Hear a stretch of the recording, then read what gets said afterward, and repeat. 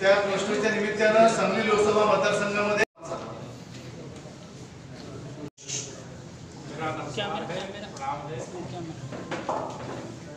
सभी पत्रकार मित्रों को बहुत बहुत मेरा नमस्कार है, प्रणाम है। उत्तर प्रदेश से आया हूँ, आप सभी को जय श्री राम भी है। मंच पर हमारी पार्टी के सभी सांसद, विधायक, पदाधिकारी, भारतीय जनता पार्टी की केंद्र में माननीय नरेंद्र मोदी जी के नेतृत्व में सरकार के 9 वर्ष पूरे होने पर 30 मई से 30 जून तक देश की सभी 543 लोकसभा सीटों पर महाजनसंपर्क अभियान चलाने का कार्यक्रम अलग अलग प्रकार से अलग अलग स्तर पर हो रहा है, लेकिन केंद्रीय नेतृत्व के द्वारा 543 लोकसभा सीटों के लिए 180 क्लस्टर बना करके उसमें 280 देश भर के जो भारतीय जनता पार्टी के राज्य और केंद्र की सरकारों में जिम्मेदारी निभा रहे हैं, पार्टी में जिम्मेदारी निभा रहे हैं, उनके लिए अलग अलग क्लस्टर में जाने और पार्टी के द्वारा निर्धारित अभियान को आयोजित करने का निर्देश दिया गया है। उसी के क्रम में मेरे जिम्मे जो ये पुणे का क्लस्टर है ये आया है, जिसमें सांगली लोकसभा, सोलापुर लोकसभा और पूना लोकसभा, ये तीनों लोकसभा के क्रम में सांगली लोकसभा का पहले चरण का मेरा प्रवास यहाँ पे चल रहा है और इस दौरान महासंपर्क अभियान को सफल बनाने के लिए महाजनसंपर्क के क्रम में हमारे चाहे बूथ का अध्यक्ष हो, चाहे वह नगर का अध्यक्ष हो, और चाहे जिला अध्यक्ष हो, चाहे प्रदेश अध्यक्ष हो, चाहे राष्ट्रीय अध्यक्ष हो, जहां भी संपर्क के लिए जाते हैं एक नंबर है जिसके आधार पर संपर्क करने पर मिस कॉल देने का निवेदन किया जाता है। वह नंबर भी मैं आप सबके साथ शेयर करना चाहूंगा, 9090902024। इस कम है वह किया जाता है और मिस कॉल के साथ ही ये हमारा जो केंद्रीय कार्यालय है महाजनसंपर्क अभियान का, वहां पर ये मैसेज पहुंच जाता है और यह एक सीधा मोदी ऐप से जुड़ा हुआ है, माननीय प्रधानमंत्री नरेंद्र मोदी जी से जुड़ा हुआ है। मुझे आप सभी को बताते हुए ये हर्ष है कि 2014 का जब लोकसभा चुनाव था तब हमने देश में 272 प्लस का नारा दिया और 282 लोकसभा सीटों पर अकेले भारतीय जनता पार्टी को विजय प्राप्त हुई। 2019 के लोकसभा चुनाव में नारा दिया गया था अब की बार 300 पार का देश के में सरकार बनाने के लिए, और अकेले भारतीय जनता पार्टी को 303 लोकसभा सीटों पर सफलता मिली। और 2024 का नारा है अब की बार 350 पार, और हमें पूरा विश्वास है, मैं चूंकि उत्तर प्रदेश से आता हूं और महाराष्ट्र की धरती पर छत्रपति शिवाजी की धरती पर मैं पूरे विश्वास से कह सकता हूं कि हम उत्तर प्रदेश में 75 प्लस देश में सबसे अधिक लोकसभा सीटों वाला प्रदेश है, और महाराष्ट्र दूसरे नंबर पर 48 लोकसभा 48 लोकसभा क्षेत्रों वाला प्रदेश है। मेरा पूरा विश्वास है जैसे यूपी पूरा मोदीमय है वैसे महाराष्ट्र भी मोदीमय है, और यहाँ पर भी हम लोग 45 प्लस जीतेंगे। और जो महाराष्ट्र के अंदर महाविकास आघाड़ी के नाम पर वोट मांग रहे हैं, या देश में जो भाजपा के विरोध में माननीय प्रधानमंत्री जी, माननीय नरेंद्र मोदी जी के विरोध में वोट मांग रहे हैं, उनके पास तो प्रधानमंत्री पद का कोई उम्मीदवार ही नहीं है। भारतीय जनता पार्टी ने अपने 9 वर्ष के कार्यकाल में मोदी जी के नेतृत्व में देश को निराशा के दौर से बाहर निकाल करके आत्मविश्वास से भरे हुए भारत को आत्मनिर्भर भारत बनाने की ओर लेकर के आगे बढ़ने में सफलता प्राप्त की है।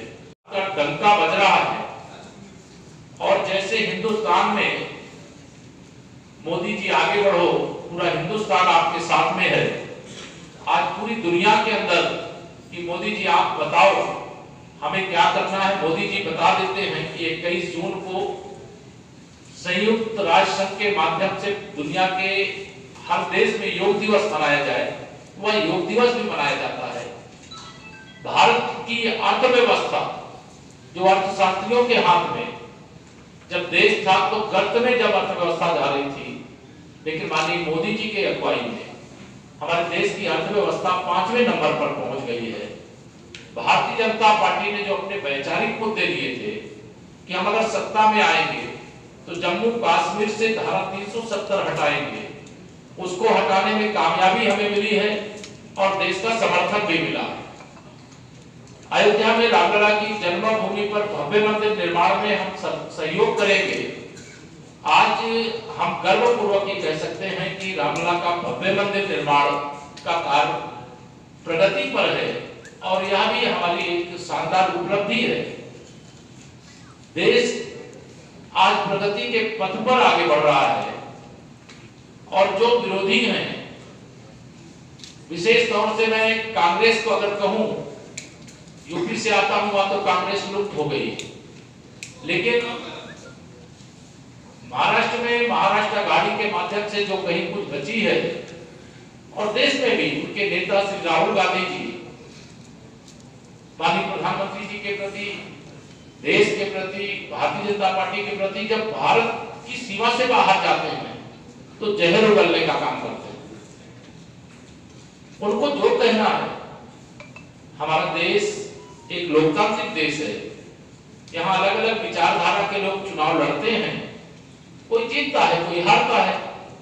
अब हार की खिसियाहट में अगर देश के बाहर जाकर के वह अनर्गल बयानबाजी करेंगे तो न देश बर्दाश्त करेगा, न भारतीय जनता पार्टी बर्दाश्त करेगी और इसका विरोध होगा। और ऐसे बयानबाजी से जो भी नेता हैं उनको बचना चाहिए। उनको जो भी कहना है जनता की अदालत में आकर के करें, जिनके वोट के आधार पर 2024 का फैसला होना है। मैं आप सबको यह भी विश्वास के साथ बता रहा हूं, बिहार के वर्तमान जो मुख्यमंत्री हैं वह तमाम दलों को बिहार में कह रहे हैं कि एक साथ एकत्र आ जाओ और हम मोदी जी को हटाएंगे।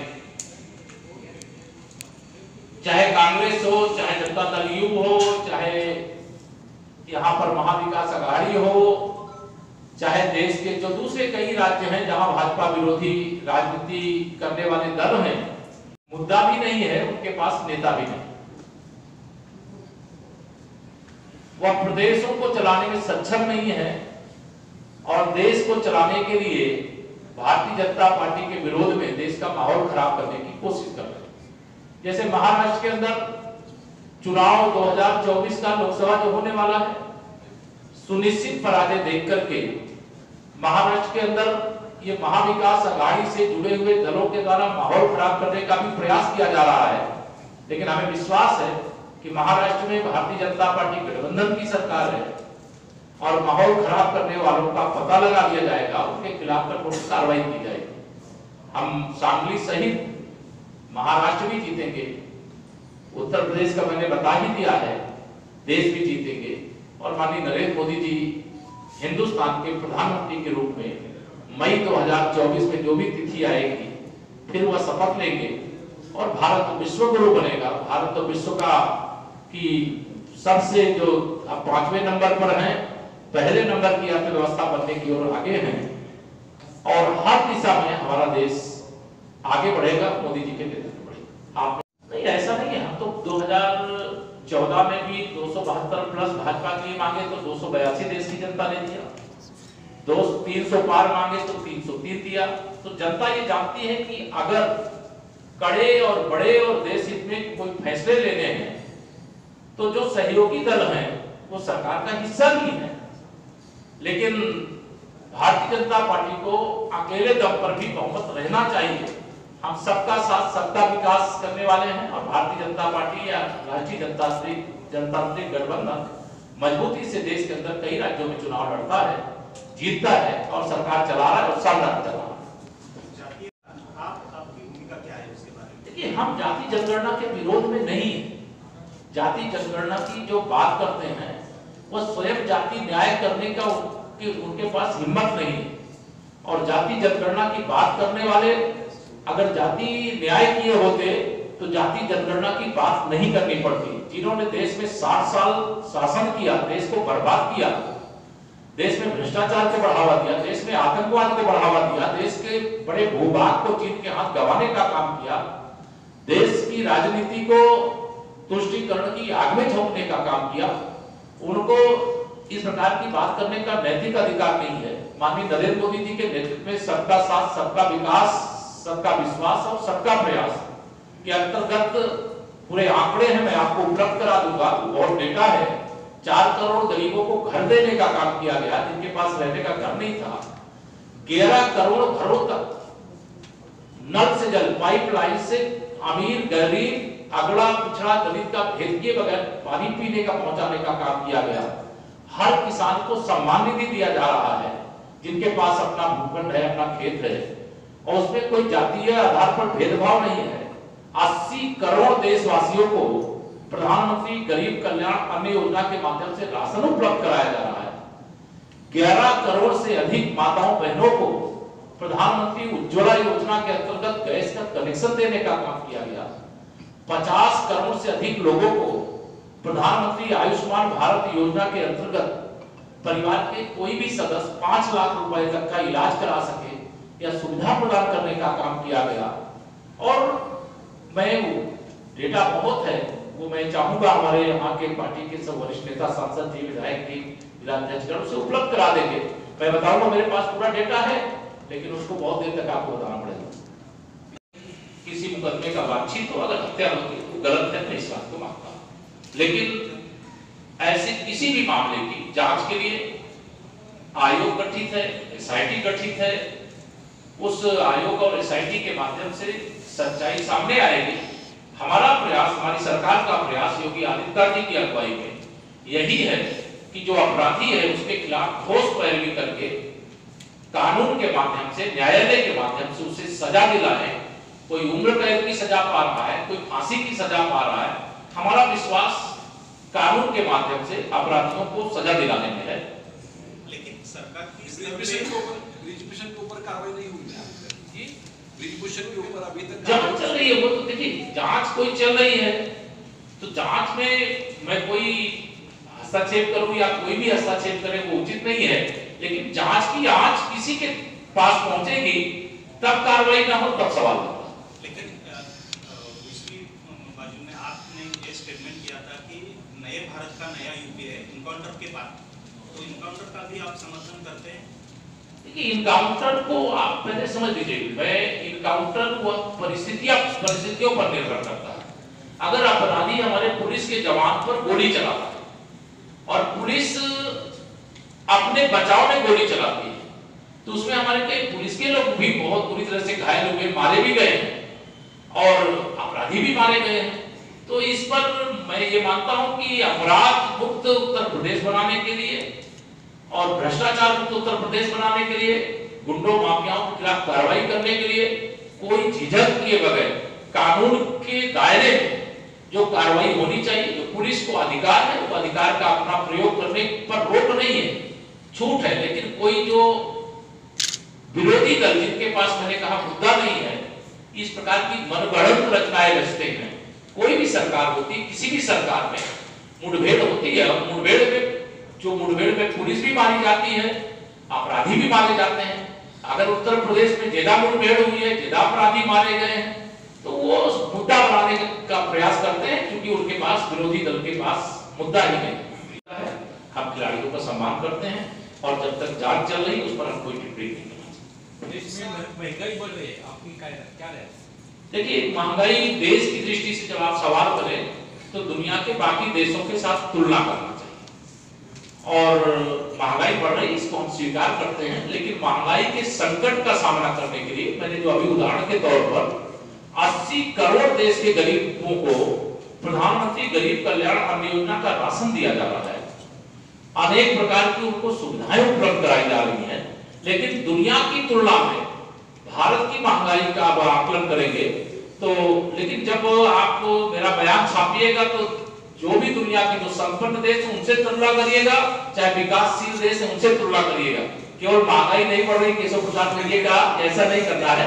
मैं इतना ही कहूंगा कि महंगाई अगर बढ़ी है उसे हम स्वीकार करते हैं और महंगाई मुक्त भारत हो उसको निश्चित तौर से माननीय प्रधानमंत्री नरेंद्र मोदी जी के नेतृत्व में जितना अच्छा प्रयास, सच्चा प्रयास हो सकता है वो हो रहा है और बहुत सारी योजनाओं का लाभ देशवासियों को दिया जा रहा है। और दुनिया का कोई नेता मेरे मोदी जी के टक्कर का नेता है ही नहीं, जितना अच्छा मोदी जी कर सकते दुनिया का कोई नेता नहीं कर सकता। लेकिन जब उन्होंने यहाँ पे लॉन्ग मार्च निकाला पैदल तो देश भर में जनता उनके साथ थी।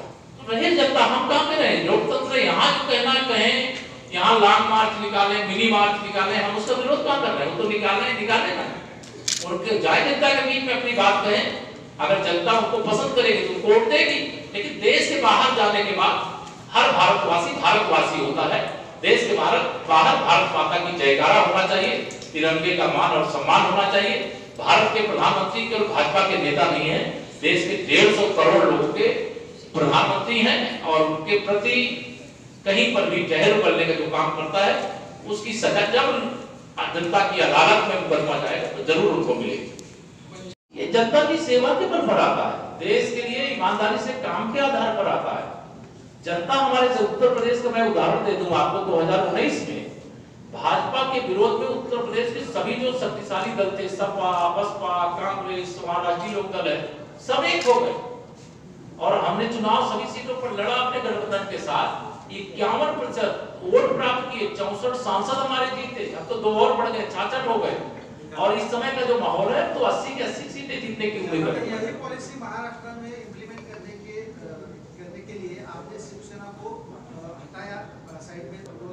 मेरा मानना है कि देश के अंदर कई राजनीतिक दल हैं, वहां जब आपस में नहीं उनके संबंध अच्छे रहते तो उनके अलग अलग गुट बनते हैं। कांग्रेस तो का अगर इतिहास याद करिए तो कोई कांग्रेस नरसिंहा राव बन गई थी, कोई कांग्रेस नारायण दत्त तिवारी बन गई थी, कोई कांग्रेस इंदिरा गांधी जी बन गई थी। तो ये दल अलग अलग हो जाते हैं, बनते हैं तो उसमें भाजपा के साथ रहे तो वो पॉलिसी मैटर पर बात आती है तो आप बिहार में नीतीश कुमार जी के पार्टी के सांसद होने के बावजूद, आमदार होने के बावजूद आप उनको सीएम बनाते हैं, लेकिन महाराष्ट्र की जब बात होती है तो आप उद्धव जी को बताते हैं कि आपकी संख्या कम है, जिसकी पार्टी बड़ी होगी वही सीएम होगा। ये थोड़ा सा डिफरेंस नहीं? ये पार्टी का जो भी निर्णय हमारा राष्ट्रीय नेतृत्व लेता है और महाराष्ट्र के हित को ध्यान में रख करके, गठबंधन में था उस समय महाराष्ट्र के चुनाव के समय, हमें गठबंधन नहीं करते तो हमारा अकेले दम पर बहुमत महाराष्ट्र में आता, लेकिन हमने शिवसेना से गठबंधन किया और शिवसेना ने गठबंधन के साथ धोखा किया। उन गए मतलब अपने विचारधारा के एकदम विपरीत ध्रुव के लोगों के साथ चले गए, जिनके साथ भले सबका ना मिलती लेकिन नहीं जाना चाहिए था। अगर वो गए तो उन्होंने पाप किया और पाप किया तो उसकी सजा जनता ने दिया है। अगर ऐसी परिस्थिति तो अखिलेश यादव जी के साथ भी करते, इसको ये मत मानिए कि चर्चा होने का गठबंधन का रूप मत दीजिए, मतलब उसको आप दूसरे मतलब एंगल से मत देखिए। कोई एक नेता दूसरे नेता से मिलता है और एक नेता दूसरे नेता से मिलने बात कर ले, उसको लेकर के कयास लगाना मुझे लगता सही नहीं। ये भी राय दी थी कि सिलेंडर के प्राइस बहुत बड़े हैं, तो आप क्या महाराष्ट्र के चुनाव के पहले आप पक्ष को या वरिष्ठ नेताओं को बताएंगे कि सिलेंडर के प्राइस हमें कम करना चाहिए?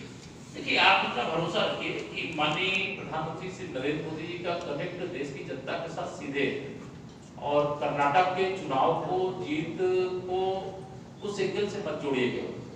मैं आपको विश्वास दिला रहा हूँ, 2018 के लोकसभा चुनाव में, विधानसभा चुनाव में भी हम कर्नाटक हार गए थे, लेकिन जब लोकसभा चुनाव हुआ तो 28 सांसदों में से 27 सांसद कमल के पुल पर चुन करके आए थे और 2023 का हम विधानसभा हार गए, लेकिन 2024 के लोकसभा में जो 18 के बाद 19 का रिजल्ट था वही आप भरोसा रखिए 2023 के बाद 24 का रिजल्ट।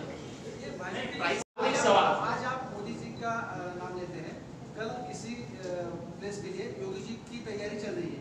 देखिए, कोई काल्पनिक सवाल करना मुझे लगता है कि गलत है। मैं ये मानता हूं कि माननीय नरेंद्र मोदी जी के नेतृत्व में हिंदुस्तान ने पूरी दुनिया के अंदर तिरंगे का मान बढ़ा दिया, सम्मान बढ़ा दिया। इस पर हर देशवासी को गर्व होना चाहिए। और मैं तो भाजपा का हूं केवल इसलिए नहीं, आप सब पत्रकार मित्रों से, आप दो देशों के बीच युद्ध चल रहा है, यूक्रेन और रूस के बीच में, और भारत का एक एक नागरिक तिरंगा हाथ में लेकर के भारत माता की जय बोलते हुए भारत आ जाए, इससे बड़ी बात क्या हो सकती है। एक न्यूज आई कार्यक्रम में, तो वहाँ पे आपके कुछ बीजेपी के मित्र थे, उन्होंने आके आपको कहा था कि बेरोजगारी बढ़ रही है यूपी में, आप उसके लिए कुछ कीजिए। हाँ, नहीं क्या ये सही है? देखिए, ऐसे तो हर जगह रोजगार और को लेकर के, नौकरियों को लेकर के लोग कुछ ना कुछ मांगते रहते हैं, लेकिन हम लोगों का प्रयास 35 लाख करोड़ का, अगर यूपी की दृष्टि से देखना चाहें तो अभी ग्लोबल इन्वेस्टर समिट हुई, 35 लाख करोड़ का निवेश का प्रस्ताव अकेले उत्तर प्रदेश के लिए आया। और उत्तर प्रदेश में हमारे यहाँ रोजगार की भरमार है। सरकारी नौकरियों में जितनी भी रिक्तियां, उनकी भर्ती का अभियान चल रहा है। मैं समझता हूं कि उत्तर प्रदेश इस समय, मुझे महाराष्ट्र की धरती पर बैठ करके कहने में खुशी हो रही है कि जो 15 साल सपा बसपा की उत्तर प्रदेश में सरकार के कारण उत्तर प्रदेश के हालात बद से बदतर हो गए थे, आज उत्तर प्रदेश उत्तम प्रदेश बन रहा। इसमें अगर वो जीत के आएंगे तो प्रमोशन के कुछ चांसेस हैं। देखिए, जो मैंने कहा काल्पनिक सवाल आप बहुत कर रहे हैं। जो कहा माननीय प्रधानमंत्री जी का है वो मेरे से आप कर रहे हैं। आप 24 में चुन के आएंगे, ये कल्पना हम कर रहे हैं या हम तो महाराष्ट्र की 48 कमल के फूल को भारतीय जनता पार्टी की केंद्र में मोदी जी के नेतृत्व में सरकार बनने के लिए पूरा विश्वास रखते हैं और महाराष्ट्र की जनता पर भी विश्वास है। मोदी आप सांगली में आके शब्द क्यों नहीं दे रहे उनको? आप ऐसे शब्द मुझसे मत मेरे मुंह में डाल के निकलवाइए, तो शब्द मुझे निकालने का अधिकार नहीं। धन्यवाद।